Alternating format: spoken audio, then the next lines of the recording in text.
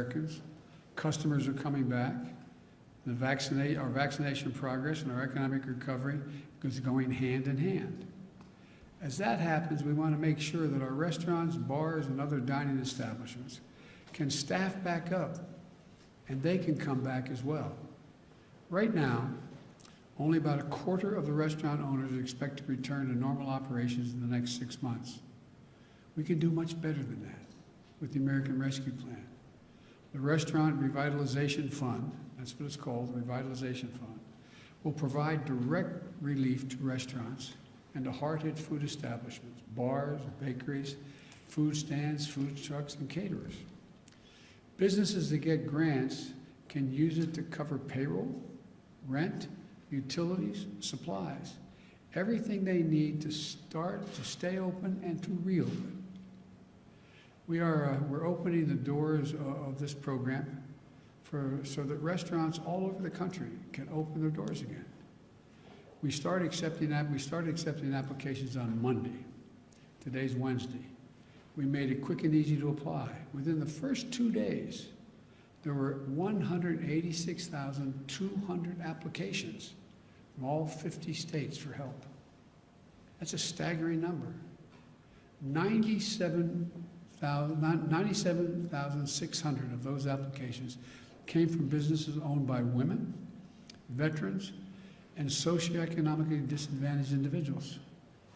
Now the applications, all have been processed yet. But right now it looks like we'll be able to provide help to about 100,000 restaurants and other eligible businesses. When we passed the American Rescue Plan, we did that. Some people said it wasn't needed. Well, this response proves them wrong. It's badly needed. About a year ago, when the first round of the Paycheck Protection Program opened up, a lot of the smallest firms saw the doors shut in their face. The law was written so that as we process these applications, a new one, we focus first on those who were left behind by the other relief programs. And to make sure the relief is distributed fairly, we also set aside funds for the smallest restaurants, bars, food trucks, and many family-owned restaurants that haven't gotten any help to date, and they need it. That way, they don't have to compete above their weight class for these grants. 61,000, sorry for all the numbers, but they're important. 61,700 applications have come from the smaller bars and restaurants already. And I want to thank the Small Business Administrator, Isabel Guzman, for the work that she and her team are doing to make sure we get help quickly and fairly to the businesses that need it the most. As I said, I've spoken to dozens of restaurant owners about the challenges they face. But I've also received letters from people who want to tell me about the restaurant owners in their communities. I received one letter from a man who asked me to look out for a pair of local restaurant owners who he described as, quote, the hardest working people I've ever met, end quote.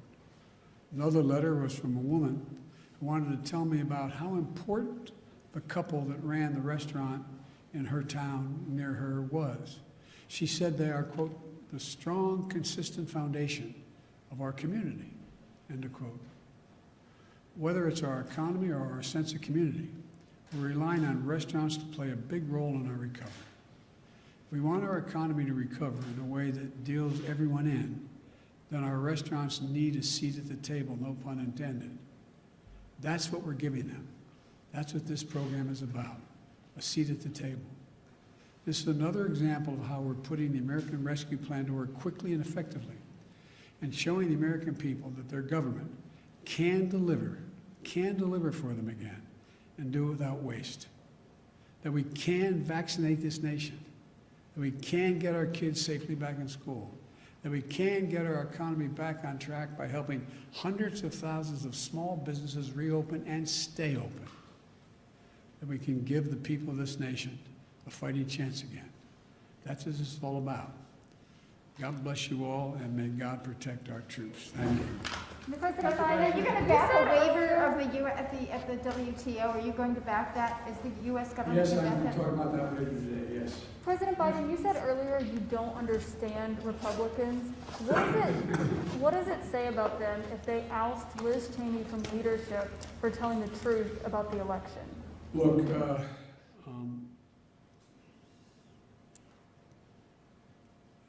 it seems as though the Republican Party is trying to identify what it stands for.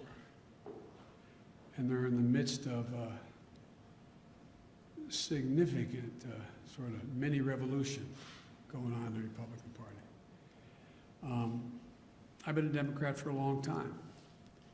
We've gone through periods where we've had internal fights and disagreements. I don't ever remember any like this. And so, as one of you said, and I'm not embarrassed by identifying them, as one of you said on national television last night, we badly need a Republican Party. We need a two-party system. It's not healthy to have a one-party system. And I think the Republicans are further away from trying to figure out who they are and what they stand for than I thought they would be at this point. Sir, Mitch McConnell said that he is 100% focused on stopping this administration, and you've spoken about your relationship with him in the past. Do you still think you can work with him when he says things like that? Look, he said that in our last administration, Barack, he was going to stop everything. And I was able to get a lot done with him.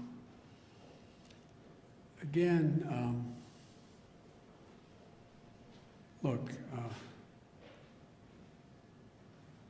everything I'm proposing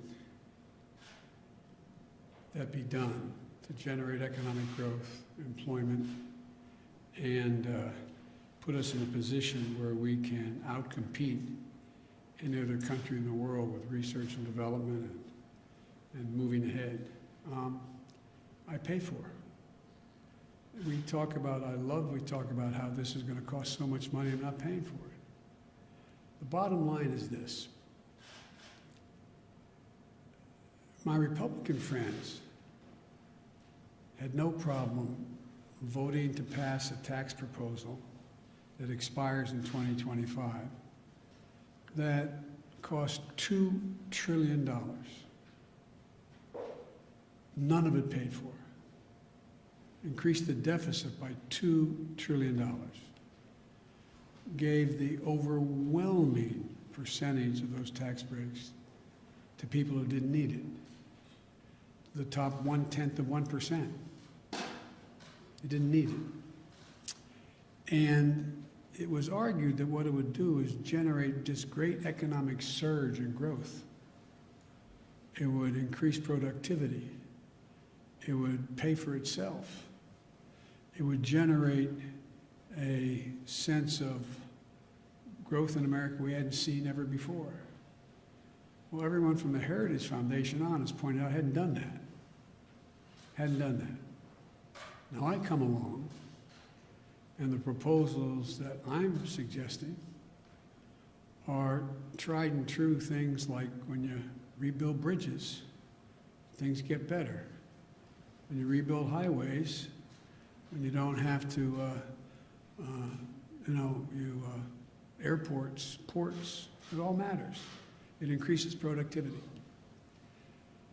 And the programs that relate to people are programs that are the things that also generate economic growth. And I view them as, for example, tax cuts for middle class, upper middle class, and working class people. And so you eliminate a few of just have the super wealthy begin to pay their fair share. For example, you have, I think it's 35 or 30 corporations didn't pay a single solitary penny last year in the Fortune 500 companies. They made $400 billion. They paid no taxes. How can that make any sense? Especially since these corporations, and I come from the corporate capital of the world, more corporations are incorporated in my state than all the rest of the country combined. If you notice, corporations aren't investing any money in research and development. Somewhere, what's most of it going to? Buying back their own stock, stock dividends, which makes sense, leaving by some studies less than 10% for research, development, pay raises, etc. Used to be that not too long ago, for example, during the Bush administration, the tax rate for the very wealthy making well over millions of dollars was 39.6%. It's now 37%. Just raised it back to what it was before. It raises enough money from that savings to put every single person in community college who wants to go. Now, what's going to grow America more? What's going to help you and your security more? The super wealthy having to pay 3.9% less tax, or have an entire generation of Americans having associate degrees. That's why all the economists, even on Wall Street, are pointing out, guess what? It grows the economy, benefits everybody, hurts nobody. But now it's talked to the Wall Street Journal, let's talk about it as a welfare program. It's about growth. And so, you know, the idea that it's just amazing. I mean, corporate taxes, they were 36%. Our administration, last administration, said we should lower it. We suggested it be lowered to 28%. Well, it's got lowered to 20%, or 21%. Show me something that's benefited. What's happened? Show me where the growth is. What's it being invested in? Yes. On the corporate tax rate, have you talked to CEOs about that? And have you? Yes. Are you open to say 25%? I'm open to compromising, yes. It doesn't have to be exactly what I say, but to suggest that, which some of the folks are suggesting, and I'm going to meet with Republicans next week when they come back, and seriously meet with them. I'm willing to compromise, but I'm not willing to not pay for what we're talking about. I'm not willing to deficit spend. They already have us $2 trillion in the hole. So, and by the way, you saw, you know, the last 5 leaders of the Fed coming out and saying what they say. They said Biden's plan is going to grow the economy. You have Moody's talking about increasing up to, I don't know what the most recent one is, 16 million new jobs. It's about growth, not stunting growth. Like I said, not too long ago, I guess it was back in the 2000 range, thereabouts. Don't hold me to the exact year. I'll have my staff come back with the exact date. The average CEO of the Fortune 500 companies makes like 36 times what the average employee of that corporation made.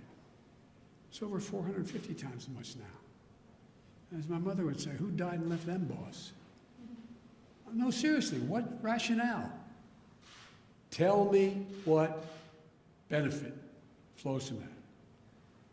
We're not going to deprive any of these executives of their second or third home, travel privately by jet. It's not going to affect their standard of living at all, not a little tiny bit. But I can affect the standard of living that people I grew up with. If they have a job, I can expect to make sure the standard of living of people I grew up with. If they have child care, can afford it, so 20 million women can be back in the workforce. This is just makes no sense to me. But I'm going to have to be able to explain this, and I'm going to keep banging at it. I think I'm not being solicitous, and I'm not trying to ruin your reputation. I think most of you understand what I'm saying. Whether you agree with me or not, I think you understand what I'm saying. It's fair to say this is about making the average multimillionaire pay just a fair share.